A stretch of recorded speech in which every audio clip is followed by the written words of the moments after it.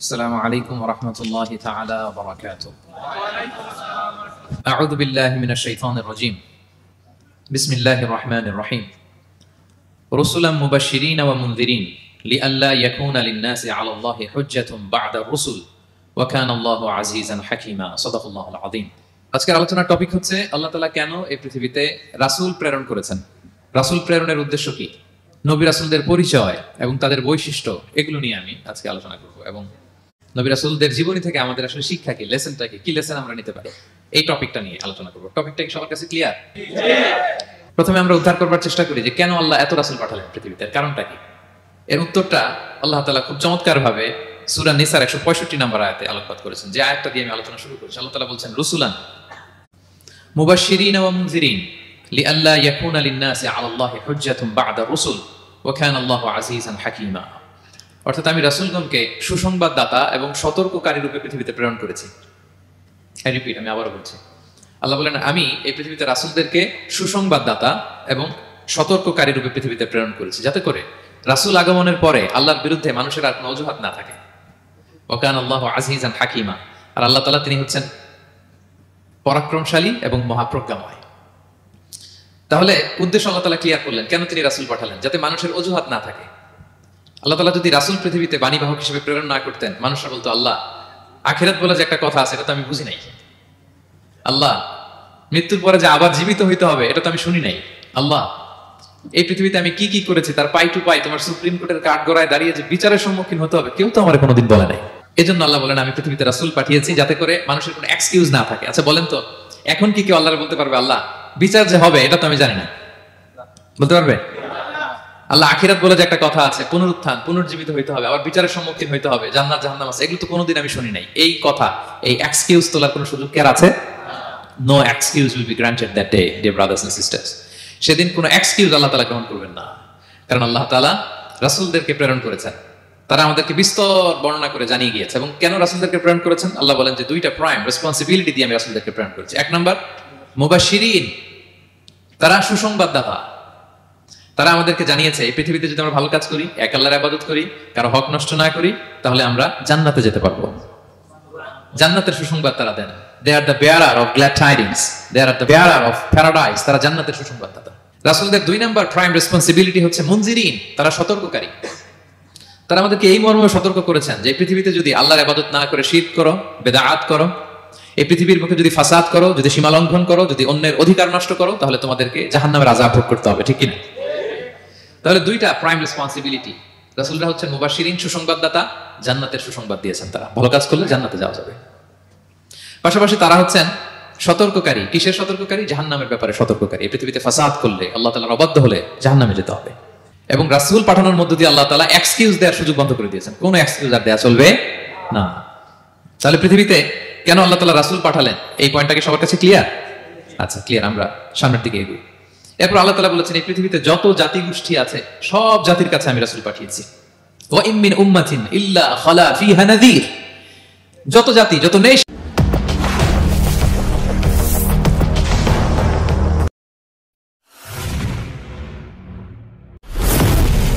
এই পৃথিবীতে এসেছে সব জাতিকে সতর্ক করবার জন্য, ইনস্ট্রাক্ট করবার জন্য, গাইড করবার জন্য আমি রাসূল পাঠিয়েছি। এমন কোন জাতি নাই যে জাতির মধ্যে আল্লাহ রাসূল পাঠায় নাই, সবাই রাসূল পেয়েছেন। এবং মজার ব্যাপার হচ্ছে they are the chosen and selected personality by Allah subhanahu wa ta'ala. রাসূলরা হচ্ছেন আল্লাহ তাআলার পক্ষ থেকে chosen এবং সিলেক্টেড। রাসূলদেরকে সিলেক্ট করেছে কে? আল্লাহ। তিনি বলেন ওয়া ইন্নাহুম ইনদানা লামিনাল মুস্তাফাইনাল আখিয়া। নবীরা হচ্ছে আমার কাছে মনোনীত, আমি তাদেরকে মনোনীত করেছি এবং তারা হচ্ছে সর্বশ্রেষ্ঠ মানুষ। তার মানে এই আয়াত থেকে বোঝা গেল নবীরা সিলেক্টেড, তারা ইলেক্টেড না। ইলেকশন করে নবী হওয়া যায় না, নবী সিলেক্টেড এর মাধ্যমে হইতে হয়, সিলেকশনের মাধ্যমে। আর সিলেক্ট করেন কে? আল্লাহ। চুজ করেন কে? আল্লাহ। ইলেকশন করে নবী হওয়া যায়? আমরা পৃথিবীর সবাই মিলে যদি ভোট দেই, আল্লাহ আমরা সবাই ভোট দিলাম, এই হচ্ছে রাসূল, তাকে রাসূল হিসেবে আপনি কবুল করেন, হবে? ইলেকশনে ভোট দিলে আমাদের সাথে যদি ম্যানকাইন্ডের সাথে জিন কাইন্ডও যুক্ত হয়, জিনেরাও যদি বলে আল্লাহ আমরাও আছি, আমরাও দিলাম একটা করে ভোট, হবে? রাসূল হবে? ফেরেশতারাও যদি যুক্ত হয়, ফেরেশতারাও যদি বলে, মানুষও ভোট দিল, জিনেরাও দিল, ফেরেশতারাও দিল, প্রত্যেকে একটা করেই দিল, ধরেন প্রত্যেকের ভোট গণনা করার পরে দেখা গেল বিশাল ভোট কাউন্ট হয়েছে। এখন তাদের এই ভোটের উপর ভিত্তি করে রাসূল হবে কেউ? হবে? কারণ নবী ইলেকশনে হওয়া যায় না, নবী হয় সিলেকশনে। আর সিলেক্ট করেন কে? আল্লাহু ইয়ালামু হাইসু ইয়াজআলু রিসালাতাহু। কাকে রাসূল বানাবেন, কাকে তিনি নবী হিসেবে অ্যাপয়েন্ট করবেন, এটা তিনিই জানেন। শুধুমাত্র কেবলমাত্র একমাত্র আল্লাহ তাআলা সোললি এটাকে কন্ট্রোল করেন। কেউ চাইলে কারো ভোটে, কারো ইলেকশনে নবী হওয়া যায় না। নবীরা হচ্ছে সিলেক্টেড, চুজেন পার্সোনালিটি বাই আল্লাহ সুবহানাহু ওয়া তাআলা। তাহলে নবীরা নির্বাচিত নন, ওনারা মনোনীত। নবীরা কি নির্বাচিত? নবীরা মনোনীত। এখন কতজন নবী রাসূল আল্লাহ তাআলা পাঠিয়েছেন? আল্লাহ তাআলা সুস্পষ্ট করে জানাননি কতজন। কিছু কিছু হাদিস থেকে পাওয়া যায় লক্ষাধিক রাসূল, নবী এবং রাসূল আল্লাহ তাআলা পৃথিবীতে পাঠিয়েছেন। কিন্তু কোরআন আল কারিমে এই লক্ষাধিক নবী রাসূলের সবার কথা আল্লাহ তাআলা আমাদেরকে শোনাননি। আল্লাহ তাআলা মাত্র 25 জন রাসূলের কথা আমাদেরকে শুনিয়েছেন। কতজন?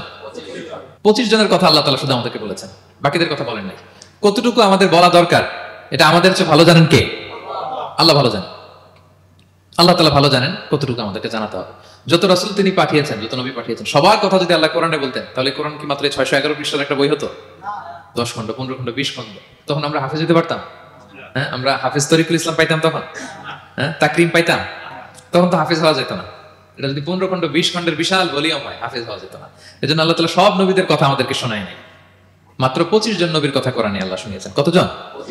আল্লাহ বলেন রুসুলান কদ কসাসনাহুম আলাইকা মিন ক্বাবলু ওয়া রুসুলান লাম নাকসুসহুম আলাইক। নবী হে, অনেক রাসূলের কথা আপনাকে শুনিয়েছি, আবার অনেক রাসূলের কথা আমি শোনাই নাই।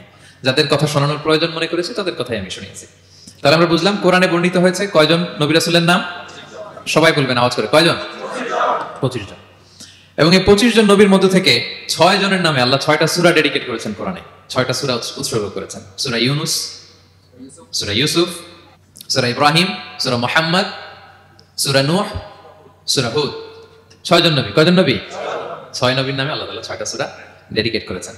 এবং এই যত নবী আল্লাহ তাআলা পাঠিয়েছেন, সব নবীর উপর ঈমান আনা আবশ্যক। হ্যাঁ, it's compulsory to believe in every messenger sent by আল্লাহ সুবহানাহু ওয়া তাআলা।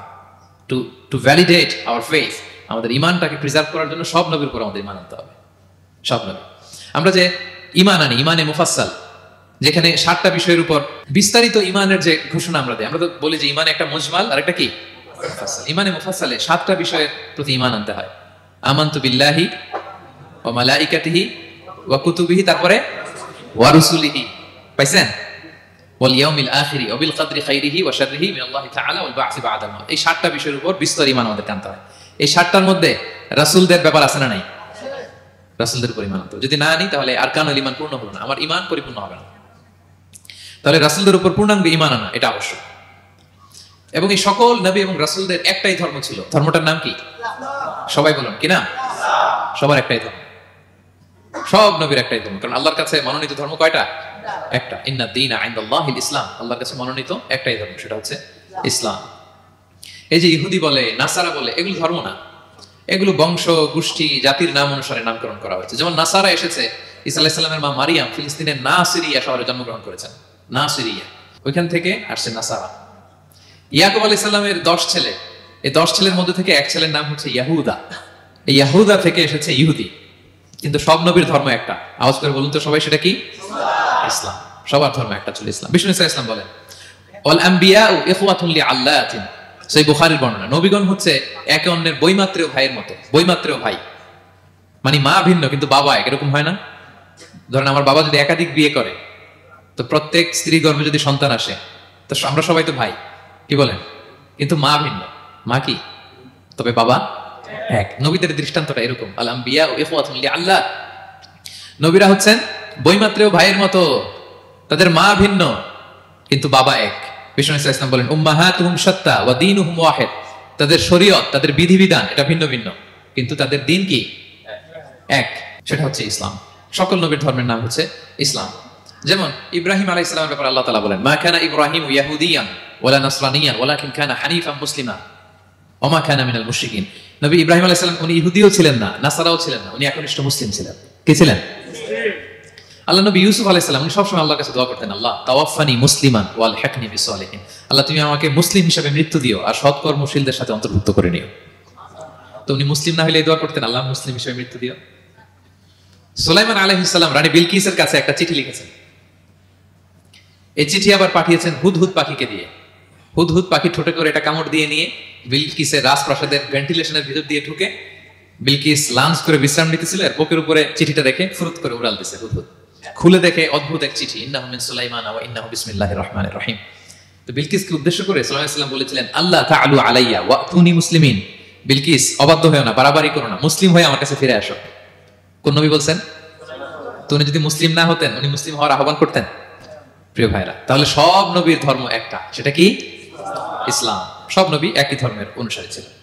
এ পর্যায়ে আমরা কমন প্রফিটিক ফিচার্স, 10টা কমন ফিচার আছে যেটা সব নবীদের ক্ষেত্রে প্রযোজ্য। সব নবীদের ক্ষেত্রে এই ফিচারগুলো পাওয়া যায়। এই 10টা কমন ফিচার নিয়ে আলোচনা করবেন ইনশাআল্লাহ। এই 10টা কমন ফিচারের 1 নম্বর হচ্ছে আল ওয়াহি। সকল নবীকে আল্লাহ তাআলা ওহী পাঠিয়েছেন, রেভেলেশন, প্রত্যাদেশ। ওহী মানে সিক্রেট মেসেজ, যেটা নবী শোনে আর আল্লাহ জানে, দুনিয়ার মানুষ এটা শোনে না। নবীরা বললে কেবল শোনে। সুবহানাল্লাহ বলেন। সব নবীকে আল্লাহ এই ওহীটা পাঠিয়েছেন, জিবরাইল আলাইহিস সালাম মারফত ওহী পাঠিয়েছেন, অথবা সরাসরি কিতাব পাঠিয়েছেন, কিংবা সহিফা পাঠিয়েছেন। আল্লাহ তাআলা ইরশাদ করেছেন, ইন্না আওহাইনা ইলাইকা কামা আওহাইনা ইলা নূহি ওয়ান নাবিয়িনা মিন বা'দি। নবী নূহ আলাইহিস সালামের পরে সব নবীদের কাছে আমি যেমনি ওহী পাঠিয়েছি, আপনার কাছেও আমি এভাবে ওহী পাঠিয়েছি। সব নবীদের কাছে আমি এভাবে ওহী পাঠিয়েছি। সূরা বাকারা শুরুতে মুত্তাকিদের সংজ্ঞা দিতে যে আল্লাহ তাআলা বলেন, ওয়াল্লাযীনা ইউমিনুনা বিমা উনজিলা ইলাইকা ওয়া মা উনজিলা মিন ক্বাবলিক ওয়া বিল আখিরাতি হুম ইউকিনুন। মানে নবী হে, মুত্তাকি তো তারা যারা আপনার উপর যে কিতাব নাজিল হয়েছে এটার উপরও ঈমান আনে, ওয়া মা উনজিলা মিন ক্বাবলিক, এর আগে যত কিতাব নাজিল হয়েছে তার উপরও ঈমান আনে। তা আমরা যদি শুধু কোরআনের উপর ঈমান আনি হবে? তার আগে যত কিতাব, আসমানি কিতাব নাজিল হয়েছে এগুলোর উপরও ঈমান আনার দরকার আছে না নাই? বলেন বলেন।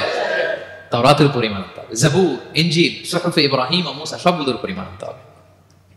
তো এই ওহীগুলো আল্লাহ তাআলা নাজিল করেছেন। তাহলে 1 নাম্বার কমন ফিচার হচ্ছে আল্লাহ তাআলা ওহী পাঠিয়েছেন, সব নবীকে ওহী দিয়েছেন। 2 নাম্বার ফিচার হচ্ছে same language of the people. নবীকে আল্লাহ তাআলা যেই জাতিগোষ্ঠীর কাছে পাঠিয়েছেন তিনি ওই জাতির ভাষাতেই কথা বলেছেন। ধরেন মালয় এলাকাতে যদি আল্লাহ নবী পাঠান আর ওই নবী যদি আরবিতে কথা বলে, তা আমাদের মালয়েশিয়ান ভাইরা বুঝবে? আচ্ছা, আরব দেশে যদি আল্লাহ একজন নবী পাঠান, ওই নবী ধরেন যে ম্যান্ডারিনে কথা বলে, চাইনিজ ভাষায়, আরবরা বুঝবে? চায়নাতে ধরেন আল্লাহ তাআলা এক নবী পাঠালো, সে ওখানে যে হিন্দি ভাষায় কথা বলে, চাইনিজ লোকেরা বুঝবে না। তাহলে যেই জাতির কাছে আল্লাহ পাঠাইছেন ওই জাতির ভাষা দিয়ে আল্লাহ নবীকে পাঠাইছেন। সুবহানাল্লাহ। আল্লাহ তাআলা ইরশাদ করেন, ওয়ামা আরসালনা মির রাসূলিন ইল্লা বিলিসানি কওমিহি লিউবাইয়িনা লাহুম। আল্লাহ তাআলা যত রাসূল পৃথিবীতে প্রেরণ করেছেন, বিলিসানি কওমি, যে জাতির কাছে প্রেরণ করেছেন ওই জাতির ভাষায় প্রেরণ করেছেন, যাতে করে নবীর কথা এরা বুঝে। নবীরা এসেছেন বাণী বাহক হয়ে, এখন এই বাণী যদি বুঝতে না পারে তাহলে কাজ হবে? এজন্য প্রত্যেক নবীকে আল্লাহ তাআলা যে জাতির কাছে পাঠিয়েছেন ওই জাতির ভাষায় পাঠিয়েছেন। 3 নাম্বার হচ্ছে সকল নবীকে আল্লাহ তাআলা very good standard of character দিয়েছেন। চারিত্রিক দৃষ্টিকোণ থেকে অতুলনীয় ছিল এক একজন নবী। পা থেকে মাথা পর্যন্ত কালো দাগ ফেলার মতো কিছু ছিল না। আল্লাহু আকবার। মাসুম ছিলেন। আহলুস সুন্নাহ ওয়াল জামাআর আকীদা হচ্ছে প্রত্যেক নবী ছিলেন মাসুম, কোনো গুনাহ করেন নাই, নিষ্পাপ প্রতিটা নবী। সর্বোত্তম চরিত্র দিয়ে আল্লাহ তাআলা, অনুপম চরিত্র দিয়ে আল্লাহ তাআলা তাদেরকে পাঠিয়েছেন। আল্লাহ তাআলা বলেন, ওয়া ইন্নাকা লাআলা খুলুকিন আযীম, and verily you are on a very good standard of character. নবী হে, আপনি চমৎকার একটা ক্যারেক্টারের উপর প্রতিষ্ঠিত। আপনার আচরণের মতো, ক্যারেক্টারের মতো আচরণ অতুলনীয়, পৃথিবীতে দ্বিতীয়টা খুঁজে পাওয়া যায় না, ঠিক কিনা? কারণ নবীরা যদি মডেল হন, তাদের আচরণ যদি ভালো না হয়, তাহলে মানুষ কি তাদেরকে গ্রহণ করবে? মানুষ তো তাদের কাছ থেকে শিখবে, জানবে। তো জন্য তাদের আচরণ চমৎকার হওয়ার দরকার আছে না নাই? চমৎকার আচরণ, চমৎকার চারিত্রিক মাধুর্য দিয়ে আল্লাহ তাআলা পৃথিবীতে এক একজন নবীকে প্রেরণ করেছেন। সব নবীরা ভেরি গুড স্ট্যান্ডার্ড অফ ক্যারেক্টারের অধিকারী ছিল। 4 নম্বর হচ্ছে প্রত্যেক নবীকে আল্লাহ তাআলা মিরাকেল দিয়েছেন, মানে মুজিজা, as a proof of their prophethood. তাদের নবুয়তির প্রমাণ হিসেবে আল্লাহ তাআলা তাদেরকে মিরাকেল দিয়েছেন, মুজিজা। যেমন সালেহ আলাইহিস সালামকে আল্লাহ তাআলা মুজিজা দিয়েছিলেন। তার জাতির কাছে যখন তিনি দাওয়াত দিলেন, তারা বলল, সালেহ তুমি যে নবী এটা আমরা বুঝবো কি করে? এক শর্তে আমরা তোমার উপর ঈমান আনতে পারি। সাল্লাল্লাহু আলাইহি ওয়াসাল্লাম বললেন, কি শর্ত? বলতেছে, এই যে পাহাড় দেখো, এই পাহাড়ের ভেতর থেকে যদি একটা উট বের করো, 10 মাসের গর্ভবতী একটা উটটা বেরোবে, বেরোয় বাচ্চা দিবে, সাথে সাথে আমরা উটের দুধ দহন করে খাবো, এরপর আমরা ঈমান আনবো। চিন্তা করছেন কত শর্ত? পাহাড়ের ভেতর থেকে কি বের করে দেখাইতে হবে? উট। উনি আল্লাহর কাছে দোয়া করলেন, আল্লাহ বললেন কবুল। তবে কথা না আসলে কিন্তু খবর আছে, বলছে ঈমান আনবে, ঈমান না আনলে কিন্তু খবর আছে। উনি দোয়া করলেন, আল্লাহ কবুল করলেন। পাহাড় বিদীর্ণ হয়ে একটা বিশাল আকৃতির উট বেরোয় আসলো, 10 মাসের গর্ভবতী উট। মুহূর্তে এটা ডেলিভারি করলো একটা উটের বাচ্চা, এবং দুধ দিতে আরম্ভ করলো, ওলান ভর্তি দুধ। সবাই পেট ভরে দুধ খেলো। খাওয়ার পরে কয়, তুমি জাদুকর। খাওয়ার পরে সালেহ আলাইহিস সালাম কি বলে? ইউ আর এ ম্যাজিশিয়ান, তুমি জাদুকর, তুমি তো বড় ভেলকি বাস সালেহ, তুমি পাহাড়ের ভিতরে ভেলকি ঢুকাই দিছো। আল্লাহ তাআলা তাদেরকে একটা সাউন্ড গ্রেনেড, প্রচন্ড শব্দ তরঙ্গ দিয়ে ধ্বংস করে দিলেন। কানের পর্দা ফেটে সবগুলো লাশ হয়ে জমিনে পড়ে রইল। তাহলে এই যে সালেহ আলাইহিস সালাম যেটা দেখাইছেন, এটা কি ভেলকি ছিল? ম্যাজিক ছিল? কি ছিল?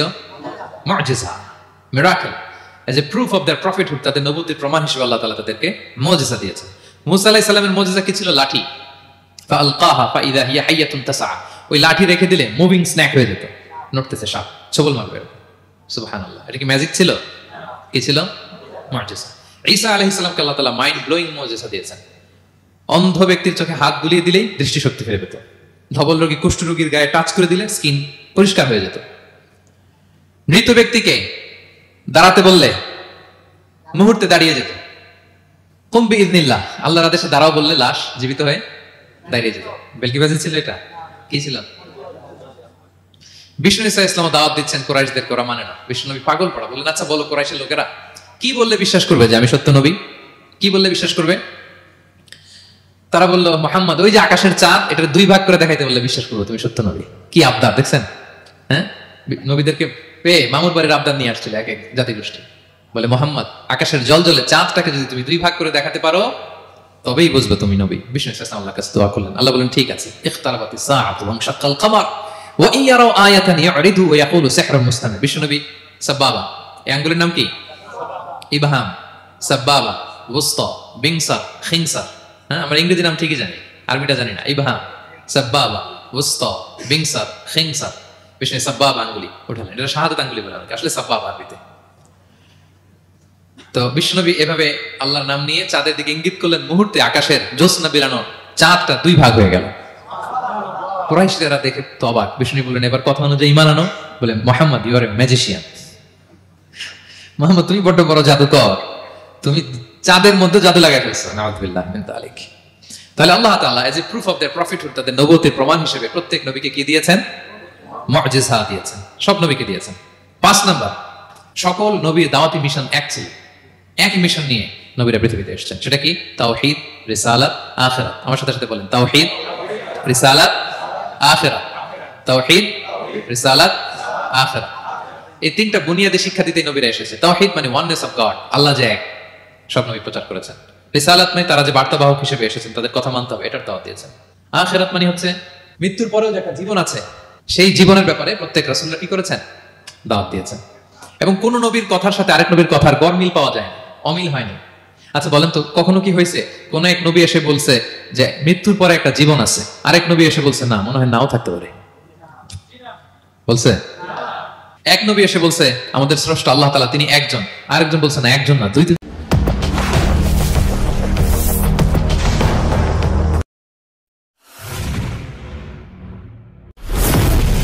জন হইতে পারে। এক নবী এসে বলছে ভালো করলে জান্নাত, খারাপ করলে জাহান্নাম, আরেক নবী এসে বলছে না, জান্নাত জাহান্নাম বলতে কিছু নাই। হয়েছে? হয়েছে? কোন নবীর কথার সাথে কোন নবীর কথার কোনো বৈপরীত্য নাই, কারণ প্রত্যেক নবীরা মন গড়া কিছু বলতেন না। ওমা ইয়ানতিকু আনিল হাওয়া ইন হুয়া ইল্লা ওয়াহয়ুন ইউহা। নবীরা কথা বলতেন একটা হেডকোয়ার্টার থেকে তথ্য পেয়ে। ওই হেডকোয়ার্টারটা কার? ওই হেডকোয়ার্টার থেকে যে ইনফরমেশন আসতো সেটার আলোকে নবীরা কথা বলতেন, বানিয়ে কিছু বলতেন না। সব নবীরা দাওয়াত দিয়েছেন, ইয়া কওমি ইবুদুল্লাহ মা লাকুম মিন ইলাহিন গায়রু। হে আমার জাতির লোকেরা, এক আল্লাহর ইবাদত করো, আল্লাহ ছাড়া অন্য কারো ইবাদত করো না। সব নবীরা বলেছেন ইন্নী লাকুম রাসূলুন আমিন, নিশ্চয়ই আমি তোমাদের কাছে বিশ্বস্ত রাসূল হিসেবে প্রেরিত হয়েছি। সব নবীরা বলেছেন ইয়াউমা লা তামলিকু নাফসুন লিনাফসিন শাইআ ওয়াল আমরু ইয়াউমা ইযিল লিল্লাহ। এমন এক দিনের মুখোমুখি হতে হবে কেউ কারো উপকার করতে পারবে না। নেতা কর্মীর উপকারে আসবে না, কর্মী নেতার উপকারে আসবে না, পীর সাহেব মুরিদের উপকারে আসবে না, মুরিদ পীর সাহেবের উপকারে আসবে না, হাজবেন্ড ওয়াইফের কিছু করতে পারবে না, ওয়াইফ হাজবেন্ডকে কিছু করে দিতে পারবে না। দিনটা বড্ড ভয়ঙ্কর। সব নবীর এই তিনটা দাওয়াত দিয়েছেন, তাওহীদ, রিসালাত, আখিরাত। তার মানে সব নবীর দাওয়াতি মিশন এক, এক অভিন্ন দাওয়াতি মিশন নিয়ে তারা পৃথিবীতে এসেছেন। 6 নাম্বার, এই পৃথিবীতে যত রাসূল এসেছে, নবী এসেছে, তারা প্রত্যেকে মানুষ ছিলেন। কি ছিলেন? নাকি জিন ছিল? ফেরেশতা? প্রেরিত সব নবীরা কি ছিল? মানুষ ছিল। মক্কার কুরাইশরা বলতো মালি হাযা রাসূলি ইয়াকুলু তাআমা ওয়া ইয়ামশি ফিল আসওয়াক। ব্যাপার কি, মুহাম্মদ আবার কেমনে রাসূল হয়? আমরাও বাজারে যাই, উনিও যায়, আমরাও বিয়ে করি, উনিও বিয়ে করে, আমাদেরকে মারলে কাটলে লাল রক্ত, ওনারও রক্ত বেরোয়। তো তারা চাচ্ছিল, তারা বলতেছিল যে মানুষ না দিয়ে আল্লাহ যদি ফেরেশতা পাঠাইতো নবী হিসেবে তাইলে না ভালো হইতো। তালবাহান, এটা কি বলে? ফেরেশতা পাঠালে কি বলতো জানেন? ফেরেশতা পাঠালে বলতো ফেরেশতাদের তো ক্ষুধা লাগে না, এরা বুঝবে কি আমাদের কষ্ট। ফেরেশতাদের তো জৈবিক চাহিদা নাই, এরা কেমনে বুঝবে? ফেরেশতাদের তো খারাপ কাজ করার প্রবণতা, টেন্ডেন্সি নাই। আমাদের যে কষ্ট, দুঃখ, ফিলিংস, সেটা তো ফেরেশতারা বুঝে না। ফেরেশতারা কেমনে আমাদের নবী হয়? এটা বলতো, ঠিক না? তালবাহানা বলে, কেমন রাসূল, আমরা যা করি তাই করেন? আল্লাহ বলেন, সব নবীকে আমি মানুষ হিসেবে প্রেরণ করেছি। বিষ্ণু ইসলাম বলেন, ইন্নামা আনা বাশারুম মিসলুকুম, নিশ্চয়ই আমি তোমাদের মতোই মানুষ। তোমাদের মতোই কি মানুষ? তো পার্থক্য হচ্ছে ইউহা ইলাইয়া, আমার কাছে ওহী আসে, প্রত্যাদেশ আছে আল্লাহ তাআলার পক্ষ থেকে। তাহলে 6 নম্বর যেই কমন ফিচার আমরা জানলাম, আল্লাহর পাঠানো সবগুলো নবী এবং রাসূল তারা কি ছিলেন? সবাই বলুন, তারা কি ছিলেন? মানুষ ছিলেন। 7 নম্বর কমন ফিচার হচ্ছে, আল্লাহর পাঠানো সব নবী এবং রাসূলরা ওনারা পুরুষ ছিলেন। কি ছিলেন? কোন নবী কি নারী ছিল বলেন তো? হ্যাঁ, নারী নবী আছে? নাই। নবী হওয়ার জন্য ম্যাসকুলিনিটি শর্ত, পুরুষ হওয়া শর্ত। কারণ নবীকে অনেক বড় বড় জিনিসের নেতৃত্ব দিতে হবে, মাঝে মাঝে মিলিটারি তৈরি করতে হবে, লিডারশিপ লাগবে, যুদ্ধ পরিচালনা করতে হবে। নারীদের পক্ষে এটা সম্ভব? কঠিন। আমাদের বোনদের অনেক ধরনের দুর্বলতা আছে, তাদের মাসিক কিছুদিন তারা আল্লাহর আদেশে অসুস্থ থাকে, ঠিক না? পিরিয়ড তাদের চলে, ওই সময় সালাত পড়তে পারে না, অনেক প্রতিবন্ধকতা তাদের আছে। বাচ্চা যদি ধারণ করে পেটে 9 মাস, ওনারা অসুস্থ। শেষের মাসগুলোতে তো কঠিন, জটিল অবস্থা। বাচ্চা ডেলিভারির পরেও 40 দিন ব্লিডিং আছে না নাই? তাহলে অনেক ধরনের জটিলতা আল্লাহ তাআলা ওনাদের দিয়েছেন। এজন্য আল্লাহ তাআলা নবুয়তের গুরু দায়িত্ব, এটার জন্য আল্লাহ তাআলা পুরুষদেরকে সিলেক্ট করেছেন। আলহামদুলিল্লাহ বলেন। তাহলে যত নবী এবং রাসূল পৃথিবীতে এসেছিল ওনারা পুরুষ ছিল। আল্লাহ বলেন, ওয়ামা আরসালনা মিন ক্বাবলিকা ইল্লা রিজালান নূহি ইলাইহিম, নবী হে মুহাম্মদ, আপনার আগে যত নবী এবং রাসূলকে আমি পৃথিবীতে প্রেরণ করেছি তাদেরকে পুরুষ হিসেবে প্রেরণ করেছি, কোন নারীকে আমি নবুয়তের মর্যাদা দেইনি। 8 নাম্বার, প্রত্যেক নবীকে আল্লাহ তাআলা একটা গ্রুমিং, একটা ট্রেনিং সেশনের মধ্য দিয়ে নিয়েছেন। সেটা কি? সেটা হচ্ছে সবাইকে আল্লাহ তাআলা শেফার্ড হিসেবে কাজ দিয়েছিলেন, রাখাল হিসেবে।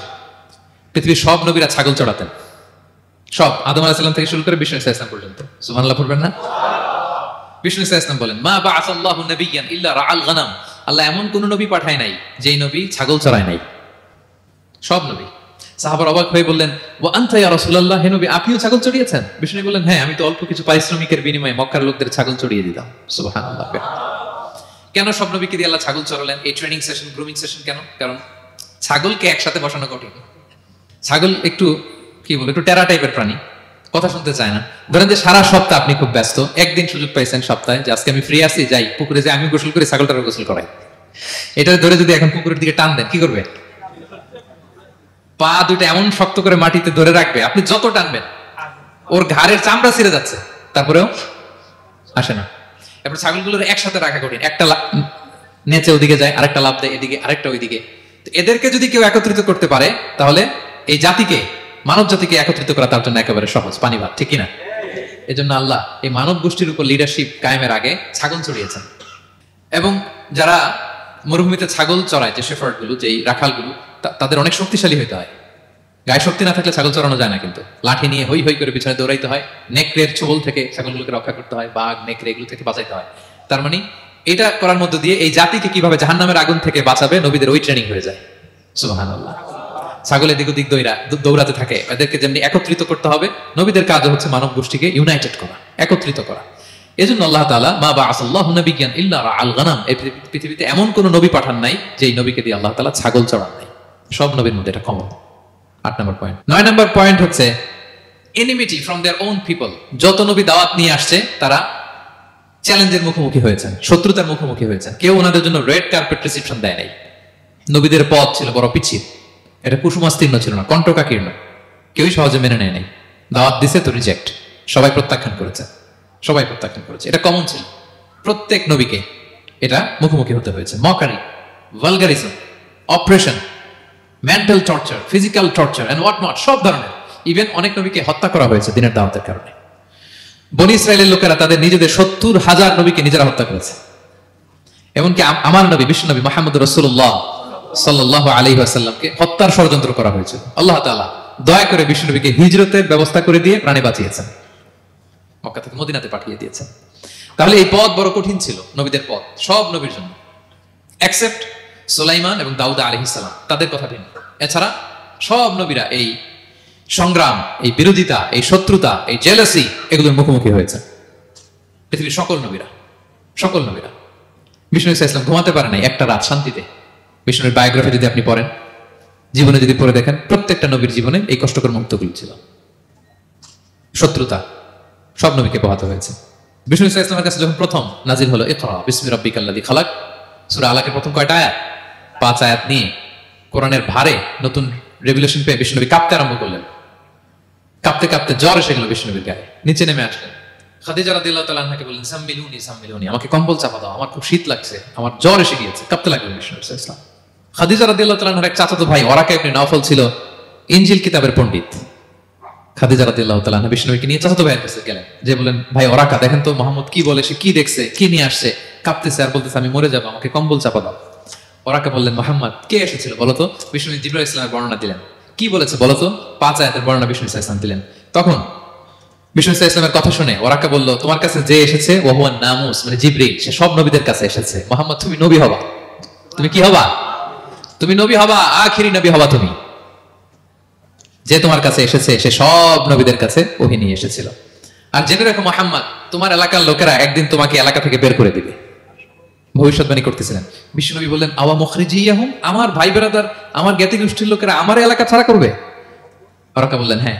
লাম ইয়াতি রাজুলুন কাত্তু বিমিসলি মা জিতা বিহি ইল্লা উদিয়া, তোমার মতো এরকম রিসালাতের দায়িত্ব নিয়ে যারাই কোনো জাতির কাছে এসেছে তাদের সাথে এরকম শত্রুতা করা হয়েছে। বিষ্ণু ইসলাম সেদিনের কথা শুনে ওরাকার কথা শুনে অবাক হয়েছিলেন। তাহলে সব নবীদের ক্ষেত্রে 9 নম্বর কমন বৈশিষ্ট্য হচ্ছে তাদেরকে বাধার সম্মুখীন হতে হয়েছে। এখনো যারা নবীদের পথে চলবে বা চলে তাদের জীবনে বাধা বিপত্তি আছে না নাই? হ্যাঁ, তারা জেনে বুঝেই এই পথে এসেছে, তারা হিসাব মিলিয়েই এই পথে নেমেছে। এজন্য বাধা বিপত্তি চ্যালেঞ্জ কোনো মুমিনকে তার রাস্তা থেকে সরাতে পারে না, ঠিক কিনা বলেন? এক চুলো নড়াতে পারে। এটা নবীদের পথ, এটা নবীওয়ালা কাজ। এখানে জুলুম থাকবে, এখানে বাধা বিপত্তি থাকবে, এখানে চ্যালেঞ্জ থাকবে। এই পথটা সোজা সিরাতুল মুস্তাকিম, যদি শেষ মাথায় যাওয়া যায় ডাইরেক্ট জান্নাতুল ফিরদাউস। আলহামদুলিল্লাহ। তাহলে সব নবীরা বাধার সম্মুখীন হয়েছে। 9টা কমন ফিচার গেল। 10 নম্বর, দ্য লাস্ট কমন ফিচার, পৃথিবীর সব নবীরা ইন্তেকাল করেছেন, আর কোন নবী আসবেন? আসবে? পৃথিবীর সব নবীরা মারা গিয়েছেন, কিন্তু আলামুল বারজাখে, বারজাখের জগতে নবীরা জীবিত। আই রিপিট, আমি আবারও বলি, প্রত্যেক নবী তার কবরে জীবিত। আলামুল বারজাখে।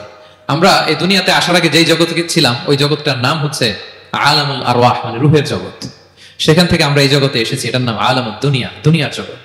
আবার মৃত্যুর পরে যে নতুন এক্সটেশনে আমরা যাব সেটার নাম হচ্ছে আলামে বারজাখ, বারজাখের জগৎ।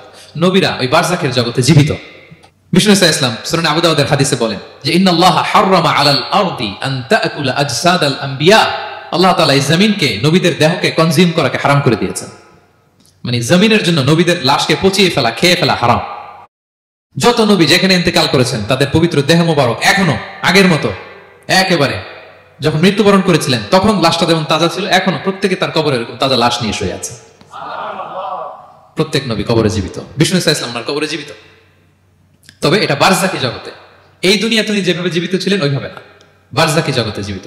আমরা যখন প্যারা নবীর উপর সালাম পৌঁছাই, দুরুদ পড়ি, প্রত্যেক ফেরেশতা, একটা ফেরেশতা আছে এই দুরুদগুলোকে নিয়ে বিষ্ণুনবীর কাছে পৌঁছায়। আপনার বাবার নাম, আপনার নাম বলে ফেরেশতা বলে যে অমুকের ছেলে অমুক আপনাকে সালাম দিয়েছে। বিষ্ণুনবী কবর থেকে নিজে ওই সালামের উত্তর বলে, কারণ বিষ্ণু ইসলাম বারজাকের জগতে তিনি জীবিত। হায়াতুন নবী, বারজাকের জগতে তিনি জীবিত। আরেক হাদিসে বিষ্ণু ইসলাম বলেন আল আম্বিয়া ওয়া আহইয়াউন ফি কুবুরিহিম ইউসাল্লুন, নবীরা তাদের কবরে জীবিত, সেখানে তারা সালাত আদায় করে। নবীরা তাদের কবরে কি করে? সালাত আদায় করে। তাহলে এই 10টা হচ্ছে কমন ফিচার্স এমন প্রফেটস, সব নবীদের মধ্যে এই বিষয়গুলো পাওয়া যায়। সর্বশেষ পয়েন্ট হচ্ছে lessons from the life of the prophets. এত নবী রাসূল আল্লাহ তাআলা আমাদের হেদায়েতের জন্য পাঠালেন, তাদের জীবনী থেকে আমাদের জন্য শিক্ষা কি, লেসন কি, এটা জানার দরকার আছে না নাই? বলেন, কি লেসন আমরা নিব? অনেক লেসন আছে, আমি সংক্ষিপ্ত পরিসরে 2-1টা বলি। আমি আমার মিজানুর রহমান আজহারি ভেরিফাইড ইউটিউব চ্যানেলে প্রফেট সিরিজ নামে একটা সিরিজ করেছি, 25 পর্বের। কোরআনে কয়জন নবীর নাম উল্লেখ হয়েছে? 25। আর আমার চ্যানেলে কয় পর্ব? তার মানে 25 জন নবীর ব্যাপারে আমি ওয়েল ডকুমেন্টেড ম্যানারে একাডেমিকলি আলোচনা করেছি। আপনারা শুনবেন, আপনাদের জন্যই করেছি, শুনবেন আপনারা। এবছর 21শে বইমেলায় আপনারা শুনেছেন আমার একটা বই প্রকাশিত হয়েছে, বইয়ের নাম হচ্ছে জেগে ওঠো আবার। এটা আমি নিজে লিখেছি। আরেকটা বই 6 খণ্ডের আমি সম্পাদনা করেছি, সেটা হচ্ছে ছোটদের নবী রাসূল। বইটার নাম কি? ছোটদের নবী রাসূল। সত্যায়ন প্রকাশন থেকে 6 পর্বের খুব চমৎকার গ্রাফিক্যাল ইউজার ইন্টারফেস দিয়ে আপনার সোনামণিরা, বাচ্চারা তারা জেনে যাবে যে তাদের আসল আইকন কারা, তাদের আসল সুপার হিরো কারা, তাদের অনুসরণীয় অনুকরণীয় ব্যক্তিত্ব হবে কারা। এই বইটা লিখতে, সম্পাদনা করতে আমাদের অনেক চ্যালেঞ্জ আমরা ফেস করেছি, কারণ এটা আপনাদের জন্য লিখ নাই, লিখছি কাদের জন্য?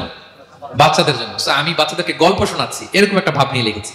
আমি বারবার ভেবেছি যে আমার ছোট্ট মেয়েটাকে যদি আমি শোনাই, ওকে বুঝাইলে ও কিভাবে বলে বুঝবে। গল্পের মতো করে, খুব রস দিয়ে, আনন্দ দিয়ে প্রতিটা বাক্য ভাবে সাজানো হয়েছে। 6 খণ্ডের ছোটদের নবী রাসূল সিরিজ, যদি সুযোগ হয় আপনারা সংগ্রহ করবেন।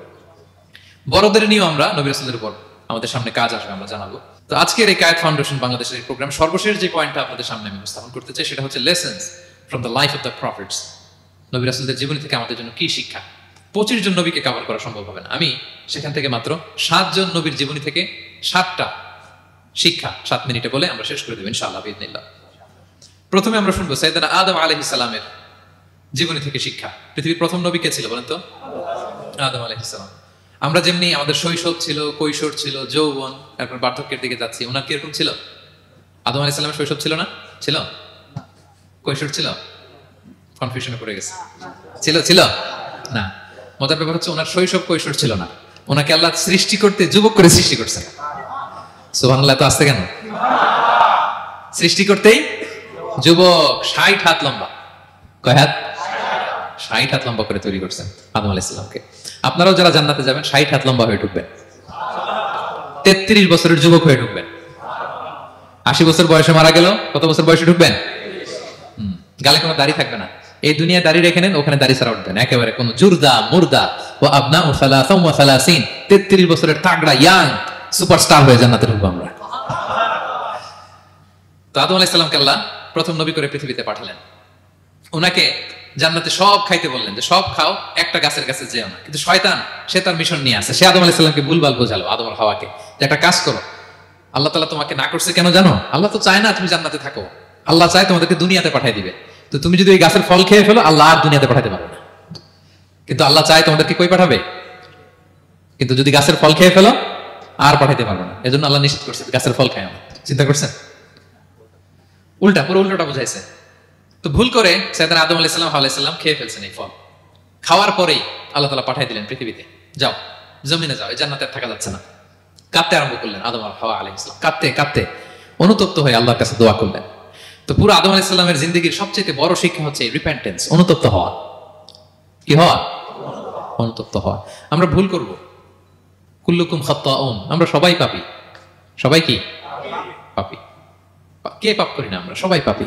কিন্তু মনে রাখবেন, আমাদের পাপ যত বড় হোক, আল্লাহর রহমতের দরিয়া তার চাইতেও বড়, অনেক বড়। তিনি দয়াময়, তিনি মেহেরবান, তার দয়ার শেষ নাই, তার মায়ার শেষ নাই। তার রহমতের দরিয়া যে কত বড় আপনি কল্পনাও করতে পারবেন না। শয়তান আর আমাদের মধ্যে পার্থক্য হচ্ছে, শয়তান পাপ করে পাপে অটল থাকে, কিন্তু বিশ্বাসীরা পাপ করার সাথে সাথেই ক্ষমা চায় কার কাছে? এটা হচ্ছে আদম আলাইহিস সালামের জীবনী থেকে আমাদের জন্য সবচেয়ে বড় লেসন। সাইয়েদনা আদম আলাইহিস সালাম উনি ভুল করে যখন বুঝতে পারলেন, অনুতপ্ত হলেন, চোখের পানি ছাড়লেন। 2 ফোঁটা পানি আল্লাহর কাছে সবচাইতে প্রিয়। এক হচ্ছে জেহাদের ময়দানে মুজাহিদের গা বেয়ে ঝরে পড়া রক্তের ফোঁটা, 2 হচ্ছে অনুতপ্ত বান্দার চোখের পানির ফোঁটা। অনুতপ্ত বান্দা নিজের ভুল স্বীকার করে মাথাটা নিচু করে চোখের পানি ছেড়ে দিয়ে যখন আল্লাহর কাছে কাঁদে, তার চোখের পানি চোখ বেয়ে নাকের ডগা বেয়ে জমিনে ড্রপ করার আগেই আল্লাহ তার সব গুনাহ মাফ করে দেয়। সাইয়েদনা আদম আলাইহিস সালাম কাঁদতে আরম্ভ করলেন, কাঁদতে কাঁদতে অনুতপ্ত হয়ে দোয়া করলেন, রব্বানা যালামনা আনফুসানা ওয়া ইল্লাম তাগফির লানা ওয়া তারহামনা লানাকুনান্না মিনাল খাসিরিন। রব্বানা, হে আমাদের রব, যালামনা আনফুসানা, আমরা আমাদের নফসের উপর জুলুম করেছি, ভুল করেছি, অন্যায় করেছি, অপরাধ করেছি। ওয়া ইল্লাম তাগফির লানা, আল্লাহ তুমি যদি ক্ষমা না করো, তুমি যদি মাফ না করো, লানাকুনান্না মিনাল খাসিরিন, আল্লাহ আমরা ধ্বংস হয়ে যাব, আমরা ক্ষতিগ্রস্ত হয়ে যাব, আমরা লুজার হয়ে যাব। এই বাক্যগুলো বলে বলে যখন আল্লাহ তাআলার কাছে দোয়া করলেন, আল্লাহর রহম হলো। আল্লাহ দয়া করে সাইয়েদনা আদম আর হাওয়া আলাইহিস সালামকে ক্ষমা করে দিলেন। ক্ষমা করে আবার জান্নাতের এন্ট্রির ঘোষণা দিলেন যে আবার দুনিয়ার জীবন শেষ করে আসো, যেখান থেকে আসছিল আবার ওখানে ঢুকতে পারবে। তাহলে আদম আলাইহিস সালামের জীবন থেকে আমরা যে লেসনটা পাই সেটা কি ভাই? বলেন বলেন। অনুতপ্ত হওয়া, রিপেন্টেন্স। আমরাও যদি জীবনে ভুল করি কি করবেন? ভুলের উপর অটল থাকবেন? অনড় থাকবেন? একগুঁয়ে ধরে বসে থাকবেন? সীমা লঙ্ঘন করবেন? আমরা ক্ষমা চাইব। কার কাছে ক্ষমা চাইব? ক্ষমা দেওয়ার জন্য তিনি বসে থাকেন। শেষ রাতে আল্লাহ প্রথম আসমানে চলে আসেন। প্রথম আসমানে এসে ডাকতে থাকেন, আল্লাহ মিন মুস্তাগফিরিন আগফির আল্লাহ, কে ক্ষমা চাবা? কে পাপ করেছে, জুলুম করেছে, বলো, আমি ক্ষমা দেওয়ার জন্য আসছি। আল্লাহ মিন মুস্তারজিকিন আরযুক আল্লাহ, কার রিজিকের দরকার, কার চাকরি নাই, কার ব্যবসা মন্দা, আমার কাছে চাও, আমি আল্লাহ বাড়িয়ে দেব। কার কি লাগবে বল, আমি দেবো। আল্লাহ তাআলা দেওয়ার জন্য আসছে, আমি নেয়ার জন্য উঠতে পারি না। আমরা যেন আল্লাহ তাআলার কাছে চাই বেশি বেশি, এবং ভুল করলে যেন আমরা অনুতপ্ত হই। ভুল করলে আমরা কি হব? সাইয়েদনা আদম আলাইহিস সালামের জীবন থেকে আমরা এটা শিখলাম। 2 নম্বরে সাইয়েদনা নূহ আলাইহিস সালামের লাইফ থেকে আমরা কি শিখি? ওনার লাইফ থেকে আমরা শিখি হচ্ছে কনসিস্টেন্সি, মানে লেগে থাকা। ভালো কাজের জন্য কি করা? লেগে থাকা। উনি 950 বছর দাওয়াত দিয়েছিলেন ওনার জাতিকে। কয় বছর বলেন তো? 950 বছরের দাওয়াতি কার্যক্রমের ফলে উনি ফলোয়ার জোটাইতে পারছেন কয়জন জানেন? 80 জন। কয়জন? এরাই আমাদের পূর্বপুরুষ। আমরা পৃথিবীর সবাই কিন্তু এদেরই নাতিপুতি। এই 80 জনকে নিয়ে উনি নৌকার উপর উঠছিলেন, কিস্তির উপর, আর বাকিটা তো মহাপ্লাবন দিয়ে আল্লাহ ধ্বংস করে দিয়েছেন। ওই 80 জন আবার জমিনে এসে জমিন আবাদ করা শুরু হলো, ওখান থেকে পৃথিবীর সকল মানুষ। সুবহানাল্লাহ। উনি বলেন ক্বালা রাব্বি ইন্নী দাআউতু কওমি লাইলান ওয়া নাহারা, আল্লাহ আমি দিন রাত এক করে আমার জাতি গোষ্ঠীকে দাওয়াত দিয়েছি। ফালাম ইয়াজিদহুম দুআই ইল্লা ফিরারা, কিন্তু আমারে দেখলে লোকগুলো ভেগে ভেগে যায়। আর কি করে? আমার কথা যেন শুনতে না হয় এরা কানে আঙ্গুল দিয়ে রাখে আর মুখে কাপড় পেঁচিয়ে রাখে। নূহ আলাইহিস সালাম তারপরও থামতেন না, কন্টিনিউয়াস দাওয়াতি কাজ। লোকজন নূহ আলাইহিস সালামকে পিটিয়ে আধামরা করে কাঁথা দিয়ে পেঁচিয়ে পাহাড়ে রেখে আসতেন। ওইখান থেকে এসে নূহ আলাইহিস সালাম আবার দাওয়াত দিতে শুরু করতেন। What a consistency! কিভাবে লেগেছিলেন? 950 বছর তিনি দাওয়াত দিয়েছেন, মাত্র 80 জন ফলোয়ার হয়েছিল। তাহলে আমরা অল্প দাওয়াতি কাজ করেই আমরা হতাশ হয়ে যাই। হায় রে আমার কথা শুনলো না, হায় রে আমার কথা পৌঁছাইল না, হায় রে আমার কাছে এসে কেউ মুসলিম হলো না, হায় রে আমার কথা। অস্থির। আপনার কাজ হচ্ছে পৌঁছে দেওয়া, আপনার কাজ হচ্ছে কোরআনের কথা মানুষকে বলা। এটা দিয়ে কতটুকু কি হবে এটার ফয়সালা কার? তাহলে নূহ আলাইহিস সালামের জীবনী থেকে আমাদের শিক্ষা হচ্ছে কনসিস্টেন্সি। 950 বছর উনি লাগাতার দাওয়াত দিয়েছেন, থামে নাই, হতাশ হয় নাই, হাল ছাড়া নাই। নবীরা কখনো হাল ছাড়ে না। সুবহানাল্লাহ পড়ে। 3 নাম্বার, ইব্রাহিম আলাইহিস সালামের জীবনী থেকে আমাদের জন্য শিক্ষা হচ্ছে ওবিডিয়েন্স, আনুগত্য। কি করে আল্লাহ তাআলার কাছে আনুগত্য করতে হয়। আল্লাহু আকবার। আমি মনে হয় 1 ঘন্টার উপরে আলোচনা করেছি আমার প্রফেট সিরিজ ইব্রাহিম আলাইহিস সালামের জীবনী নিয়ে। ওনার পুরো জীবনটা, আল্লাহ কোনো কিছু বলতে দেরি, আল্লাহর আদেশের সামনে মাথা পেতে দিতে ইব্রাহিম আলাইহিস সালামের দেরি হয়নি। আল্লাহ বলছেন আসলিম, ওয়া ইয ক্বালা রাব্বুহু আসলিম ক্বালা আসলামতু লিরাব্বিল আলামিন। এই ইব্রাহিম সারেন্ডার, সারেন্ডার। সুবহানাল্লাহ। ইব্রাহিম আনুগত্য করো। আল্লাহ আনুগত্য করছি। ওনার সন্তান হয় না। 86 বছর বয়সে একটা সন্তান দিলেন আল্লাহ তাআলা। আমাদের এখানে কার বয়স কত? সর্বোচ্চ বয়স কত আছে? আমরা এদিকে 60 বছরের উপর তো কেউ নাই, ঠিক কিনা? 86 বছর বয়সে আল্লাহ সন্তান দিয়েছেন ইসমাঈল আলাইহিস সালাম। কত বছর বয়সে? সন্তানটা আদরের নাকি? হ্যাঁ, আদরের না? শেষ কালে একটা সন্তান পেলেন 86 বছর বয়সে। ইব্রাহিম আর হাজেরার ঘরকে উজাড় করে ফুটফুটে এক সন্তান ইসমাঈল আলাইহিস সালাম আসলেন। ভালোবাসা, আদর যেন ঠিকরে পড়ে, এত গদগদ ভালোবাসা। এবার বললেন যাও হাজেরা আর দুধের সন্তান ইসমাইলকে মরুভূমিতে ফেলে দিয়ে আস। বলতে দেরি, রেখে আসতে দেরি নেই। এটাই হচ্ছে ইব্রাহিম আলাইহিস সালামের আনুগত্য। দুধুমরু প্রান্তরে হাজেরা আর ইসমাইল আলাইহিস সালামকে রেখে আসলেন। চলে আসলেন, বুকটা ফেটে চৌচির।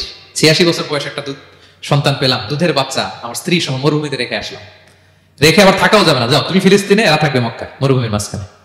পরে আল্লাহ জুরহুম কওমের মাধ্যমে এদেরকে পানি, জামজাম অনেক কিছু দিলেন। লম্বা ঘটনার দিকে যাচ্ছে। এরপর হৃদয় যখন ফেটে চৌচির হয়ে যায়, তখন আল্লাহ তাআলা বলেন ঠিক আছে যাও, যাই একটু ছেলেরা দেখে আসো। এবার যে দেখে ছেলেরা আরো মায়া লাগে, কারণ একটু বড় হয়েছে তো, এবার দৌড়াইতে পারে, হাঁটতে পারে। সুবহানাল্লাহ বলেন। এবার যখন দৌড়াইতে পারে, হাঁটতে পারে, আব্বু আব্বু বলে ডাকতে পারে, মায়াটা যখন একটু গাঢ় হয়েছে, আল্লাহ বলে এবার ছেলেরা জবাই করো। দেখছেন কি পরীক্ষা? 86 বছর বয়সে সন্তান পেল, রেখে আসলো মরুভূমিতে। একটু বড় হইলো, দেখা করতে গেল, এবার বলে জবাই করো। জবাই করো বলতে দেরি, ছুরি চালাতে দেরি হয়নি। কুরবানির ইতিহাস, লম্বা ইতিহাস, দিকে যাব। এরপরে আল্লাহ কবুল করলেন। এরপরে বললেন বাপ বেটা মিলে মরুভূমির মধ্যে ঘেমে ঘেমে একটা ঘর বানাও। এরপরে ঘোষণা দাও মানুষকে যেটা আমার ঘর। বাপ বেটা মিলে কষ্ট করে একটা ঘর বানালেন। এবার বললেন আজান দাও, ঘোষণা দাও, সবাই যেন এখানে আসে। আল্লাহ কারে ঘোষণা দিবে? কেউ তো নাই। বলতেছে তুমি ঘোষণা দাও, এই ঘোষণার শব্দ পৃথিবীর সব মানুষের কর্ণকুহরে আমি আল্লাহ নিজ দায়িত্বে পৌঁছে দেব। আমরা যারা রুহের জগতেও তখনও ছিলাম, যারা লাব্বাইক বলতে পেরেছি, তাদের ঠিকই নসিবে ওই কাবা ঘর জিয়ারতের নসিব হয়ে যাবে। উনি ঘোষণা দিলেন, দেখেন কেউ নাই, ধুধুমরু প্রান্তর। আজকের মক্কাকে কল্পনা করেন তো কি অবস্থা। এই রমজানের লাস্ট 10 days অফ রমাদান আপনি জায়গা পাবেন? হজের চেয়েও বেশি মানুষ। কিভাবে আল্লাহ কবুল করেছেন, কিভাবে আনুগত্য, সাবমিসিভনেস, নিজেকে আল্লাহর কাছে পুরো সুপর্দ করা, এর নমুনা সাইয়েদনা ইব্রাহিম আলাইহিস সালাম পেশ করেছেন।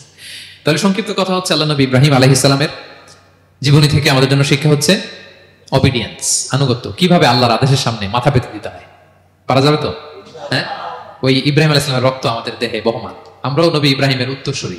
নবী ইব্রাহিমের আলাইহিস সালামের মতো আমরাও ইসলামের জন্য জীবন বিলিয়ে দেওয়ার দরকার আছে না নাই? বলেন বলেন। শক্ত পদে আমাদেরকে এরকম স্যাক্রিফাইসের মেন্টালিটি অর্জন করতে হবে। ওবিডিয়েন্স, আনুগত্যের শিক্ষা আমরা নবী ইব্রাহিম আলাইহিস সালামের কাছ থেকে পাই। 4 নম্বরই ইয়াকুব আলাইহিস সালাম, ওনার জীবনী থেকে শিক্ষা হচ্ছে পেশেন্স, ধৈর্য। আমাদের অনেকের ধৈর্য নাই, আমরা অস্থির, অল্পতে ধৈর্য হারাই ফেলি। ধৈর্য এমন একটা গাছ, এই গাছের সারা গায়ে অনেক কাটা, কিন্তু এই গাছের ফল বড্ড মিষ্টি। ধৈর্য এমন একটা গাছ, গাছের সারা গায়ে কি, কিন্তু ফলটা। ইয়াকুব আলাইহিস সালামের কলিজার টুকরা ইউসুফ আলাইহিস সালামকে ভাইয়েরা মেরে আহত করে কুয়ায় ফেলে দিছে, কুয়া থেকে নিয়ে মিশরে বিক্রি করে দিছে। এখন এতিম হয়ে আরেক জায়গায় থাকে, বাবার কলিজা ফেটে যায়, ছিঁড়ে যায়, কিন্তু কাউরে বিচার দেয় না, কাউরে কিছু বলে না। উনি বলে ইন্নামা আশকু বাসি ওয়া হুজনি ইলাল্লাহ, আমার দুঃখ কষ্ট মনের জ্বালা যন্ত্রণা আমি একজনের বলি, তিনি কে? আল্লাহ। ধৈর্য ধারণ করলেন। প্রাপ্তবয়স্ক অবস্থায় ওনার ছেলে বানিয়ামিন, তাকেও হারালেন, আবার বলে আমি কাউরে বিচার দিই না, একজনের বলি, তিনি কে? আল্লাহ। এই দুই ছেলের শোকে কাঁদতে কাঁদতে অন্ধ হয়ে গেল। আল্লাহু আকবার। সাইয়েদনা ইয়াকুব আলাইহিস সালাম একবার ধৈর্য হারা হন নাই। তাহলে আল্লাহ নবী ইয়াকুব আলাইহিস সালামের জীবনী থেকে আমাদের জন্য শিক্ষা হচ্ছে পেশেন্স। বিপদে আমরা কি ধরবো? ধৈর্য ধারণ করব। 5 নম্বরে ইউসুফ আলাইহিস সালামের জীবনী থেকে আমাদের শিক্ষা হচ্ছে he is the archetype of good character, উন্নত চরিত্রের মডেল। আমার যুবক ভাইয়েরা, কায়েত ফাউন্ডেশন বাংলাদেশের আজকের ইফতার প্রোগ্রামে যুবক যারা এসেছো, তোমাদের জন্য শিক্ষা আর্কিটাইপ অফ গুড ক্যারেক্টার, চরিত্র কিভাবে হেফাজত করতে হয় এর মডেল, প্রেরণার বাতিঘর।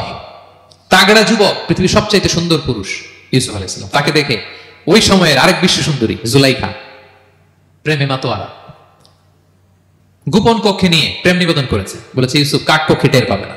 আল্লাহ নবী ইউসুফ আলাইহিস সালাম এটাকে প্রত্যাখ্যান করলেন, জোরাজোরি করলো, প্রত্যাখ্যান করলেন, মারধর করা হলো, প্রত্যাখ্যান করলেন, সবশেষে আলটিমেটাম দিল, যদি আমার কথা মতো না চলো জেলখানায় পড়বো। উনি বললেন ক্বালা রাব্বি সিজনু আহাব্বু ইলাইয়া মিম্মা ইয়াদউনানি ইলাই, আল্লাহ এই পাপের কাজের চেয়ে জেলখানায় আমার জন্য ভালো। বিনা অপরাধে বিনা দোষে এক যুগ মিথ্যা অপবাদে কারাবন্দী ছিলেন সাইয়েদনা ইউসুফ আলাইহিস সালাম, তারপরেও চরিত্রের ব্যাপারে এক বিন্দু কম্প্রোমাইজ করেন। যুবক ভাইরা, চরিত্র বড় দামি সম্পদ। সম্পদ গেলে সম্পদ আসে, স্বাস্থ্য গেলে স্বাস্থ্য আসে, একবার চরিত্র নষ্ট হলে ওই চরিত্র আর ফিরে পাওয়া যায় না। সাইয়েদনা ইউসুফ আলাইহিস সালামের জীবনী থেকে আমাদের শিক্ষা হচ্ছে চরিত্রকে কিভাবে প্রিজার্ভ করতে হয়, এটা। 6 নম্বরে সাইয়েদনা ঈসা আলাইহিস সালামের জীবনী থেকে আমাদের জন্য শিক্ষা হচ্ছে স্লেভারি, দাসত্ব। কারণ আমরা সবাই গোলাম একজনের, বলেন তো কার গোলাম? আল্লাহর গোলাম। কিন্তু ওনার সব উম্মতেরা, মানে খ্রিস্টানরা তাকে বলে সান অফ গড, উনি নাকি আল্লাহর সন্তান। নাউজুবিল্লাহ পড়েন। ওনার মা ম্যারি, মানে মারিয়াম আলাইহিস সালাম নাকি আল্লাহর স্ত্রী, নাউযুবিল্লাহ। কিন্তু উনি জন্মের পরেই দুধের শিশু মায়ের কোলে বসে একটা ছোট্ট ভাষণ দিয়েছিলেন, বলেছিলেন ইন্নী আব্দুল্লাহ আতানিয়াল কিতাবা ওয়া জাআলানি নাবিয়্যা, আল্লাহ আমাকে আল্লাহর গোলাম বানিয়ে পাঠিয়েছেন। দেখেন কি নবী, প্রথমে এসে বলেন আমি কিন্তু রাসূল, একে তো দুধের শিশু, মুখের প্রথম কথা কি? ইন্নী আব্দুল্লাহ, আমি আল্লাহর গোলাম।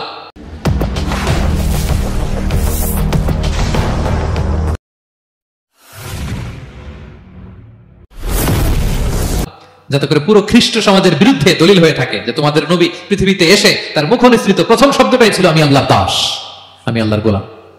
এবং উনাকে ওনার মাকে আল্লাহ স্পেশাল ইন্টারোগেট করবেন কিয়ামতের দিন, ঈসা, মারিয়াম তোমরা কি বলে আসছিলা যে তুমি আমার বউ আর তুমি আমার সন্তান? ওনারা কাচুমাচু করে থার করে কাঁপবে আল্লাহর সামনে, কারণ এটা শিরকের প্রশ্ন। তারা বলবে আল্লাহ আমরা যদি বলতাম আপনি তো জানতেন, আপনি যা শিখিয়েছেন আমরা তাই বলেছি। আল্লাহ জানেন যে উল্টাপাল্টা কিছু বলে নাই, তারপরেও কোটি কোটি মানুষের সামনে এত বিশাল জনগোষ্ঠী কেন এই নবীকে আল্লাহর সন্তান বললো? আল্লাহ তাআলা ঈসা আলাইহিস সালামকে ছাড়বেন না, জিজ্ঞেস করবেন। তিনি বলবেন আল্লাহ আমি যে তোমার গোলাম এটার দাওয়াত দিয়েছি, আর আজীবন গোলামের মতোই ছিলাম। ঈসা আলাইহিস সালাম কৃষকের সাথে, মজুরের সাথে, কুলির সাথে, ধোপাদের সাথে বন্ধুত্ব করেছিলেন। সমাজের নিচু শ্রেণীর লোকেরা ছিল তার ফলোয়ার। আল্লাহু আকবার। তাহলে সাইয়েদনা ঈসা আলাইহিস সালামের জীবনী থেকে আমরা শিখলাম আমরা সবাই আল্লাহর গোলাম, আল্লাহর দাস। সর্বশেষ নবী, বিশ্ব নবী, পেয়ারা নবী মুহাম্মদুর রাসূলুল্লাহ সাল্লাল্লাহু আলাইহি সাল্লামের জীবনী থেকে কি শিক্ষা? এই শিক্ষা তো বলতে গেলে ঘন্টার পর ঘন্টা লাগবে। একটা শিক্ষা শুধু বলি, সেটা হচ্ছে মার্সি। ওমা আরসালনাকা ইল্লা রাহমাতাল লিল আলামিন, I have sent you as a mercy for the entire universe. নবী হে, আমি আপনাকে গোটা বিশ্বের সবার জন্য রহমত করে প্রেরণ করেছি। তিনি মানুষের জন্য রহমত, তিনি প্রাণীর জন্য রহমত, তিনি পাখির জন্য রহমত, তিনি স্ত্রীদের জন্য রহমত, তিনি উম্মতের জন্য রহমত, তিনি তার ফলোয়ার সাহাবীদের জন্য রহমত। ঠিক কিনা? তিনি কত রহমতের নবী ছিলেন?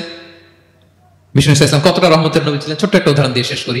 বিষ্ণু ইসলাম বলেন লিকুল্লি নাবিয়িন দাওয়া মুস্তাজাবা, আল্লাহ প্রত্যেকটা নবীকে একটা করে দোয়ায়ে মুস্তাজাবা দিয়েছেন। মানে এমন দোয়া, এই দোয়া করতে দেরি কিন্তু দোয়া কবুল হতে দেরি হয়। সব নবীকে আল্লাহ বলছেন এই নবীরা তোমাদের প্রত্যেককে একটা করে দোয়া করার সুযোগ দিলাম এই দুনিয়াতে, এবং দোয়াটা করার সাথে সাথেই কবুল করে ফেলবে। বিষ্ণু বলেন লিকুল্লি নাবিয়িন দাওয়া মুস্তাজাবা, সব নবীরা একটা করে দোয়া মুস্তাজাব পেয়েছেন। দাআউ বিহা, আর নবীরা ওই দোয়াটা দুনিয়াতেই করে ফেলছে। সব নবীর ওই স্পেশাল দোয়া যেটা করলেই কবুল, ওটা সব নবীরা কি করছে? দুনিয়াতেই করে ফেলেছে।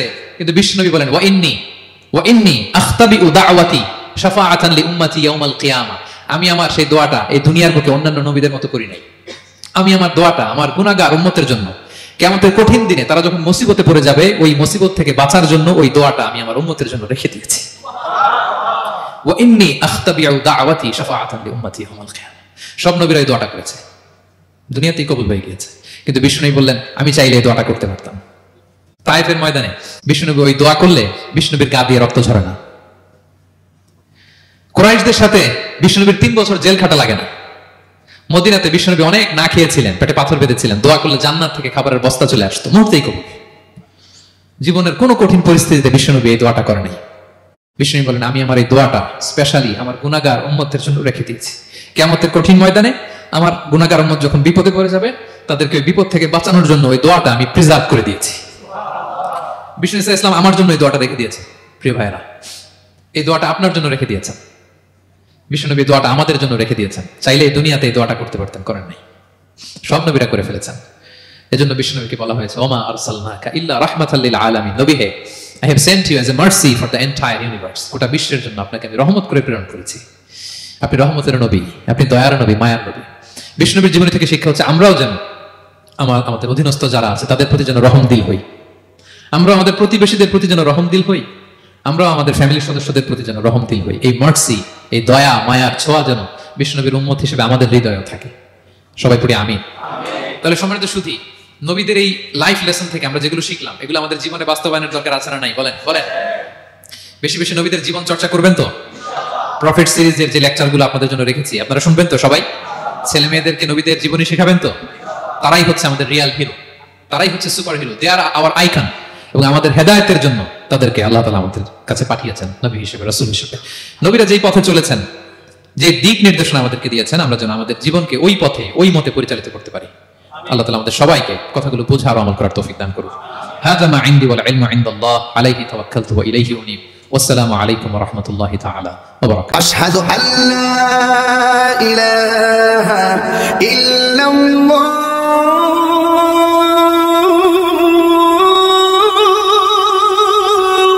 أشهد أن محمدا رسول الله